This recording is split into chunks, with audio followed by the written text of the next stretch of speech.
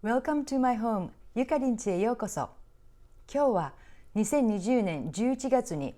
全米図書賞の翻訳文学部門を受賞し、タイム誌でも2020年必読書100選に選ばれたこちらのユーミリ著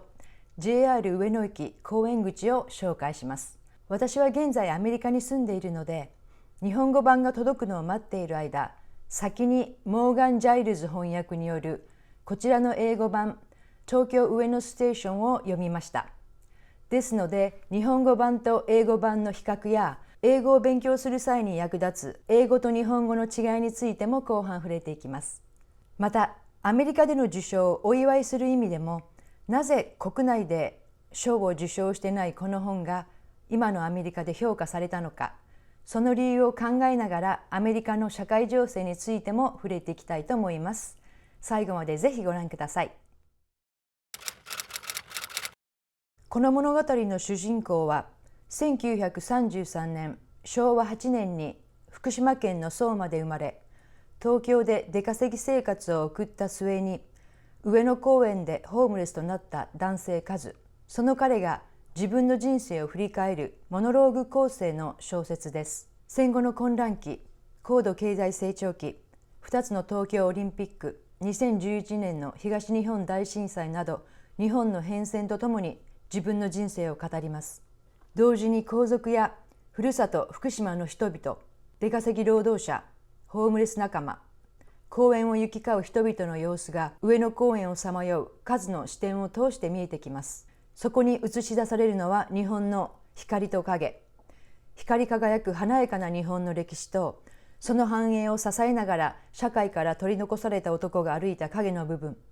その2つの対比が数の淡々とした語りで浮き彫りになっていきます。東北出身の主人公とその家族の人生を皇室一族の歩みと絡めて描いた根底には、天皇制だとか国家権力に対する批判といった作者の政治的意図があるのだと思います。でも私はあえてそこではなくて、一人の男としてのカズの人生に焦点を絞って感想を語ります。カズは生まれた時から貧乏で、成人してからも家族との時間を犠牲にして出稼ぎに出て働き続けた男。なのになぜ彼は60を過ぎて東京でホームレスになったのか。ネタバレになるので詳細は控えますが、その理由は私にとっては意外なものでした。出稼ぎ生活を送っていた頃の彼は救いようがないほど不幸せではなかったと思います。確かに貧乏で働き詰めでしたが、家族のために頑張って人並みのささやかな幸せを手に入れることはできました。でも心砕かれる辛い出来事に何度か見舞われるうち、彼の心の歯車が少しずつ狂い出します。彼はこう言います。一時でも何かを所有すれば奪われ失うかもしれないという危険と不安につきまとわれ、気が気ではない。頑張って築き上げた大切なものがまたなくなっていく。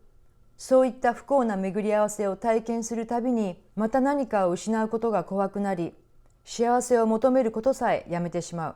確かにそうしていると傷つくことはなくなるけれども、生きがいを失い虚しさだけが募っていくという負のスパイラル。作中に彼の母親のおめえはつくづく運がねえどなという言葉が出てきますが、不幸な出来事そのものよりも心が折れて人生を諦めてしまったことこそが彼にとっての一番の不運だと感じました。彼はこう続けます。どんな仕事にだって慣れることができたが、人生にだけは慣れることができなかった。人生の苦しみにも悲しみにも喜びにも。人生に馴染めず、人生に対して不器用になってしまった数。その中でも特に彼が慣れることができなかったのは、苦しみでも悲しみでもなくて喜びの方だったような気がします。小説の中で本来感情的であるはずの主人公の心の痛みさえもこうドラマチックに叙情的に感情に訴えるというよりも、淡々と出来事を述べていく叙事的表現が多かったので、その分逆に切なさが伝わってきました。このあたりは作者のうまさなのかなと思います。このように彼が人生に対して心のシャッターを下ろしてしまった経緯は理解できるのですが、ただ一つ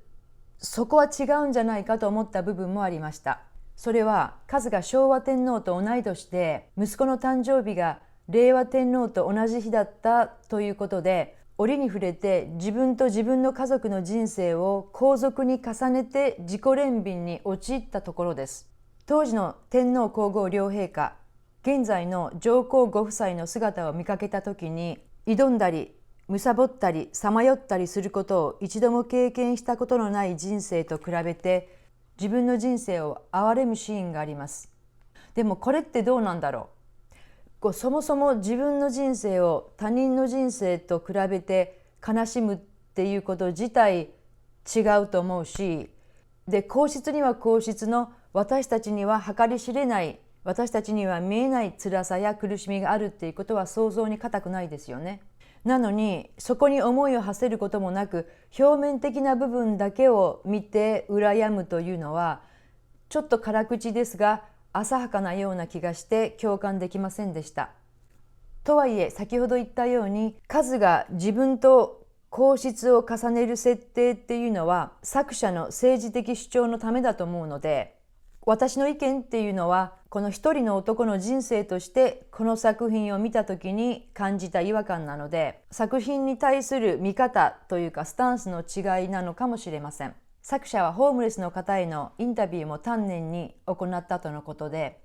どことなくノンフィクションの趣もある仕上がりになっていたのが印象的でした。最後に2つの衝撃的な出来事が時空を超えてクロスするラスト数ページは圧巻で息を飲みます。重いテーマを扱っているのですが、人生、特に老いていく晩年やその心の在り方を考えさせられました。今日本では増刷もされているみたいなので、未読の方は読んでみてはいかがでしょうか。英語版も読んでみたので、そちらについてもコメントします。作品には哀愁が漂うのですが、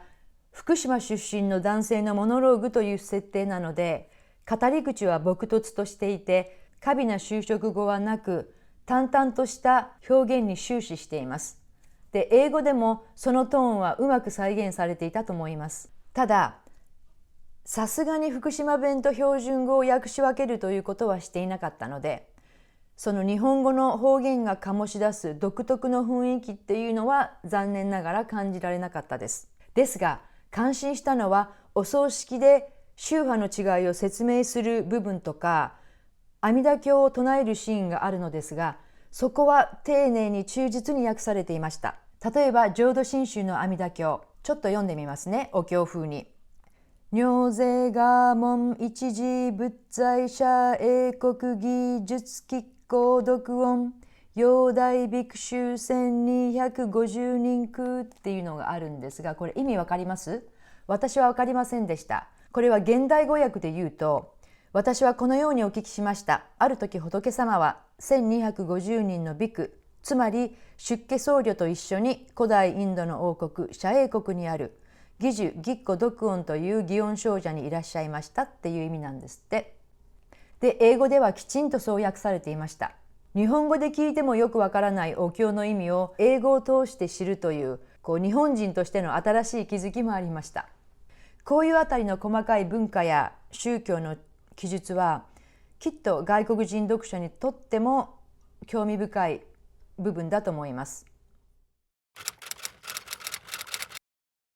次に英語と日本語の違いについて。日本語は比較的動詞が少ない言語なので、それを補うためにオノマトペと呼ばれる擬態語や擬音語が多くできたと言われています。逆に動詞が充実している英語はオノマトペは少ないです。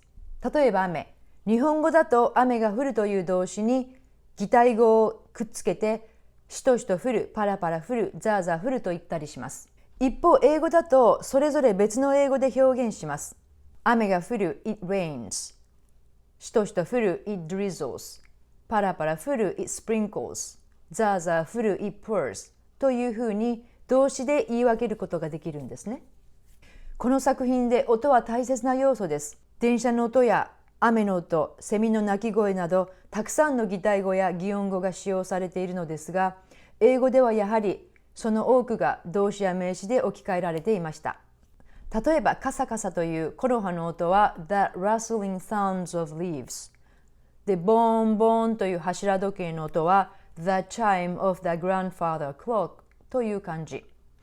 ボーンボーンをチャイムと言われてしまうと、日本人としてはちょっと物足りない気がしました。特に電車が走るゴトンゴトンとかゴゴーっていう音は物語上とっても大きな意味を持つので、日本語だと何行にもわたって書かれているくだりがあるのですが、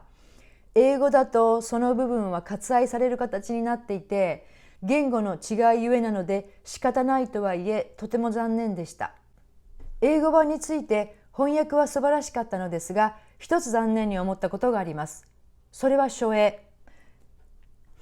日本語版は白く淡く抑えたトーンなのに、どうして英語版は原色のビビッドな感じにしたのかなとちょっと疑問に思います。ストーリーのトーンと不似合いな気がしました。